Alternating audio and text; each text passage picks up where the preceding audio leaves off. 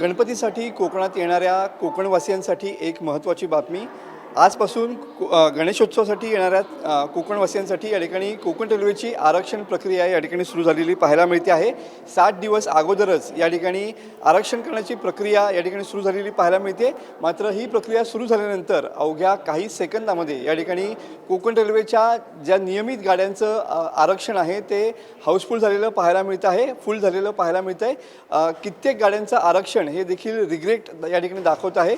मोठ्या संख्येनं या ठिकाणी कोकणवासीय गणपती उत्सवासाठी कोकणामध्ये येतात. गेल्या वेळेला 350हून अधिक गाड्या या गणपती उत्सवासाठी या ठिकाणी कोकण रेल्वेनं जादा सोडलेल्या होत्या. मात्र ज्या नियमित धावणाऱ्या गाड्या आहेत त्या सध्या 60 दिवस आधीच त्यांचं आरक्षण या ठिकाणी फुल झालेलं पाहायला मिळतं आहे. आपण सध्या रत्नागिरी रेल्वे स्टेशनवरच्या आरक्षण विंडोवरती आहोत आणि तुम्ही बघू शकता की मोठ्या संख्येनं या ठिकाणी गणपती उत्सवासाठी येणाऱ्या कोकणवासियांसाठी या ठिकाणी आरक्षण करण्यासाठी सकाळपासूनच जवळपास 5 वाजल्यापासून अनेक जे लोक आहेत कोकणवासी आहेत ते या ठिकाणी आलेले पाहायला मिळतात आणि त्यांच्या पदरी पुन्हा एकदा निराशा पडलेली पाहायला मिळते. कारण सगळं जे आरक्षण आहे ते पुन्हा एकदा फुल झालेलं आहे. काही सेकंदामध्ये कोकण कन्या, जनशताब्दी, तेजस, मांडवी एक्सप्रेस आणि वंदे भारत एक्सप्रेस यांचं आरक्षण देखील या ठिकाणी फुल झालेलं पाहायला मिळतं आहे.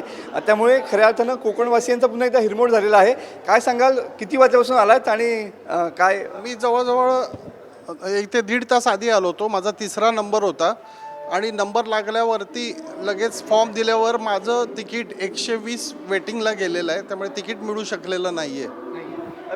तुमची काय परिस्थिती? कुठलं तिकीट? मी सकाळी 6 वाजल्यापासून आलो आहे आणि मला ह्या कोकणकडे मिळत नाही म्हणून मी गांधीधाम येणारी गाडी वाढत होतो. ती पण गांधीधामची पण पनवेलवरून येणारी गाडी ती पण फुल झाली. नेग्लेक्ट म्हणून मला परत दिलं आहे. तुम्ही काय सांगाल, गणपतीसाठी आरक्षण करायला किती वेळ लागला आणि सध्या काय परिस्थिती? मी संध्याकाळी 9 वाजल्यापासून इथे आहे. रात्रभर इथे होतो. रात्रभर जागून सुद्धा मला RSC भेटली आहे. रात्रभर मला तिकीट RSC भेटली आहे. कोकण कन्या बाकी RSC भेटलीच नाही तिकीट. गणेशोत्सव हा खऱ्या अर्थानं कोकणवासियांचा आपुलकीचा सण आणि प्रत्येकजण एक दिवस का होईना कोकणात या ठिकाणी गणेशोत्सवाचे हजेरी लावतो. मात्र या गणेशोत्सवासाठी येण्यासाठी कोकण रेल्वेच्या आरक्षणाचं विघ्न यावर्षी देखील कोकणवासियांच्या पदरातून या ठिकाणी सुटलेलं नाही आहे. कॅमेरामन समीत गजनेसह मी मनोज लेले, TV9 मराठी, रत्नागिरी.